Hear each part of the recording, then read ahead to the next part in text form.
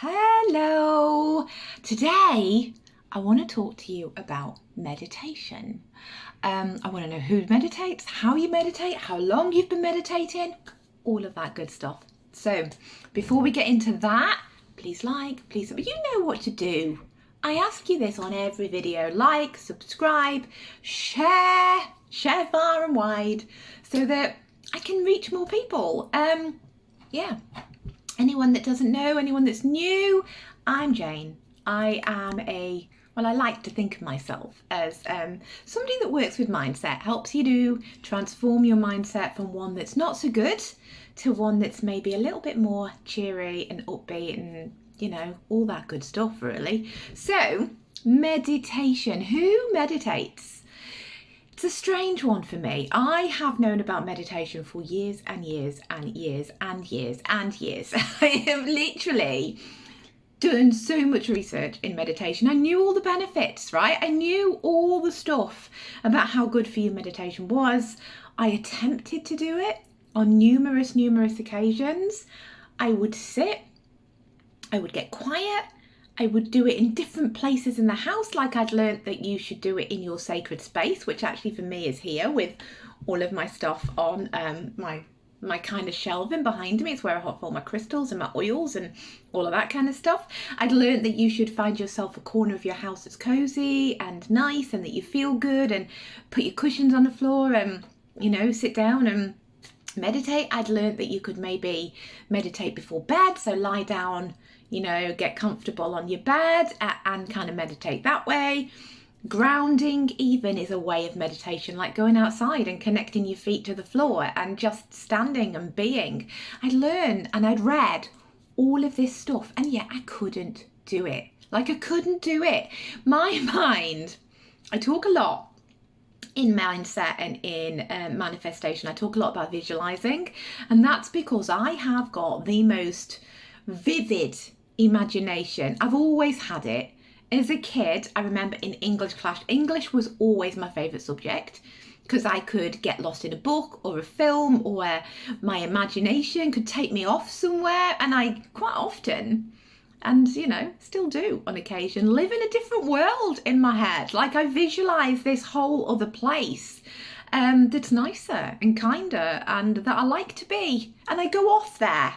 And that's brilliant. That's brilliant for things like visualization practices. But because I've got such an overactive imagination, when I want to sit and make my mind quiet and stop the thoughts and stop the chatter and stop all of the stuff going on inside here, that's what I find difficult.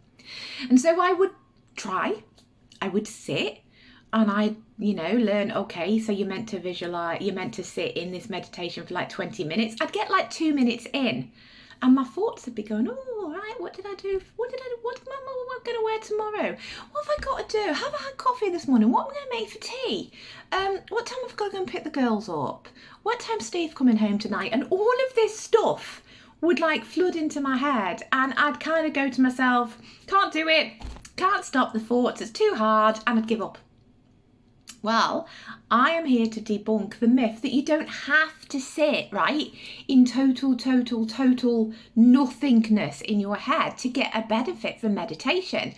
Even if you do that and you only manage in the beginning a minute, 1 minute of sitting and stopping the outside world from getting in your head is good. It's beneficial, and it's something you should carry on with. It's a meditation practice. And they call these things, all of this stuff that I talk about, it's a practice for a reason, because we have to do it and do it and do it and do it and do it to get better at it. So again, I'm going to talk about that scenario where I talk about your manifestation muscle, your visualization muscle, your meditation muscle.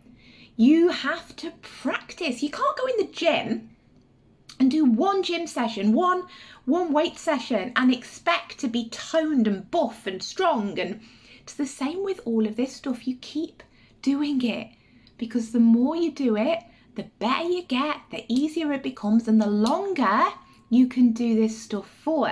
So my advice, right, is start. just do it. Now I find that I can sit for 20 minutes, and yes, occasionally a thought will come in, but because I know what to do and because I've been doing it for so long, I can now kind of accept that thought, and I know that it's okay to let that thought in. So I accept the thought, I let it, I've talked about this, ride the wave before. The thoughts are going to flow in, you acknowledge them, you say thank you for coming, but not now, and you let them flow out again. And that is how you build up from like 30 seconds to doing 20 minutes. I still can't do these hour-long meditations, and that is more because I think I could, but I don't actually want to. And I don't actually know whether sitting for hours and hours and hours and hours is beneficial for me, because I like to do all the other stuff that I do with my day. And so I feel that if I can do anything is better than nothing. Again, like exercise, any bit of exercise is better than nothing. Any bit of mindful eating is better than nothing. Any bit of meditation practice is better than nothing. And any bit of meditation is better than nothing. So don't get sucked in to this lie, this fallacy, this idea that if you can't sit instantly for 15, 20 minutes in total silence with no thoughts coming in your head, that you're doing it wrong, because you're not. And so some more kind of advice, I guess, for me. When I first started, sitting in silence was hard. I am not one to sit in silence. I like to sit in silence, but sitting in silence and stopping my thoughts from going is different to me from sitting in silence and just having a conversation in my head and going off to my little world and doing lots of other things. So I would say start with small time limits. Like set yourself an alarm for 30 seconds if you must. Just start.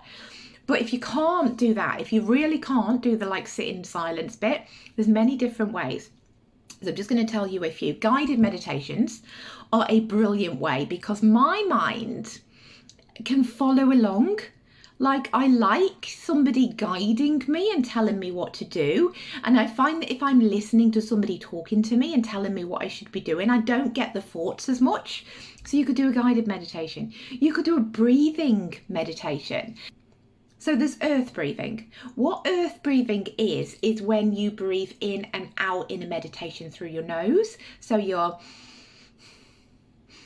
like that. That's earth breathing. So if you're sitting in a meditation and you're breathing through your nose, then you can focus on that breath going in for your nostrils and coming out for your nostrils. And some people find that easier. So you just kind of sit with it and you focus on the in and the out and the in and the out, and actually focusing on your breath. That allows you to kind of get still in your head a bit more. So there's that. And then there's also air breathing, which is when you breathe in through your mouth and out through your mouth. So that kind of motion, whatever you want to call it, that is when you're focusing on that. The air coming in and out of your mouth, even the noise, that can stop your mind from going off on a wander, because you're listening for the exhalation. And so that's a really good one to do. You could even do fire meditation, which is where you get a candle and you put the candle in front of you wherever you're going to meditate, and you stare into the flame. And again, having that point of focus, having that flame to actually watch and concentrate on as you're meditating, that can stop your mind from going off on one as well, because you've got that point, you've got that thing that you're looking at. There's also, you can, and actually I think this one helps with subconscious and conscious messaging as well. If you're meditating in a space and there's something in front of you, it could even be like a dot on the wall. It could be a tree outside your window. It could be anything. It could be a picture. As long as you don't get caught up in, oh, I'm looking at a tree. Oh, I'm looking at a picture. What does that picture mean? What does that mean? And what's that? I've never noticed that colour before. If you look at, say, maybe you're better to find like a spot or like a mark, as I say, on the wall, and focus your attention on that. The focusing your attention on that thing in front of you, that can stop your mind from wandering. So that can make it easier too. And then there's, for me, transcendental meditation is the deepest. It's the one that goes right below all of the layers of conscious and subconscious and gets right down into, you know, you've heard of beta and gamma and theta and all those brain waves. Transcendental, to me, gets below all of that and gets into the good stuff. And that is when you pick a mantra, anything, as long as, again, it doesn't make any sense to you. Because if you sit and you chant butterfly, butterfly, over and over again, your mind's going to go, oh, I know what butterfly is. I saw a butterfly this morning. What colour was that butterfly I saw? Oh, I love those emperor ones. I love the red ones. Aren't they really pretty? And your mind's off. So you've got to pick something in mantra meditations, in transcendental meditation. You've got to pick something that means nothing. You've got to pick a word that means absolute nonsense to you. Make something up, right? Just pick something and you chant that word over and over and over again. I think Gabby Bernstein is a big believer in mantra meditations, and if you read her books, I think she tells you what her word is. Can't remember it off the top of my head, but she definitely sits and she chants this mantra over and over and over again, and it stops. The mantra is what you concentrate on. The words are what you're thinking about, and because they don't make any sense to you, because they're not a butterfly or a roundabout or a colour or whatever, your mind can't go off and find things to think about that word because it doesn't understand what it is. So instead, you say the word to yourself and your conscious mind kind of allows it doesn't get involved because it doesn't understand the word. So pick something and chant it. So there's so many, there's guided, there's breathing, there's flame and fire at picking something, picking a spot, there's chanting mantras. There are so many ways that you can get your mind to just quieten. And as I say, the more you do this, the better you'll get at it, the more easy it will become, and the longer you will be able to sit in your meditation, and the benefits are literally endless, So I want to ask you, please start a practice. And that's what it is. Start with a minute, do that for 7 days, then go to 2 minutes, do that for 7 days, then go to 5 minutes, do that for 7 days, and work your way up until you're at the 20 minutes, 20 minutes, 25, half an hour mark, even longer if you want to, but just start. Because I promise you, everything comes to you in meditation. The answers, you can ask questions of your own self, your inner being, your intuition, your guidance system. It's all in there. And the more often you can sit in quietness and tune in to yourself, the quicker the answers will come and the more benefit you will get from it. And actually just sitting and stopping your thoughts for just like 5, 10, 15 minutes is lovely, because in that time you're not criticizing, you're not berating yourself, you're not thinking about what you've got to do for lunch, you're not thinking of how freaking crazy the world is right now. You've literally stopped and come back to yourself, and that is such a gift. So start a meditation practice. Use the examples that I've given you in this video and just go for it. Just have a go. Start a meditation practice. I promise you, you will reap massive benefit if you just do that. And then quite often now, I'll find myself, like when I go for a walk in the mornings, I've talked about my millionaire's walk, quite often I'll be meditating on that walk, because I'm such in the zone and I've got so good at just being quiet that I can go out for a 45-minute walk and just be in the minute. You don't have to be sat on your mat. You don't have to be in a special corner of your house. You can go for a walking meditation. Sitting at traffic lights is another one. I make a concerted effort sometimes when I'm going on long journeys that I think every traffic light I come to, I'm going to sit and meditate for like a minute, because that's however long I'm stopped. And you can use these pockets of your day then to actually give some benefit to your life rather than it just being wasted time. So there you go. Have a go. Take on board some of the things I've said and just try, just start. I promise you, you will love it. I'll see you next week. Bye.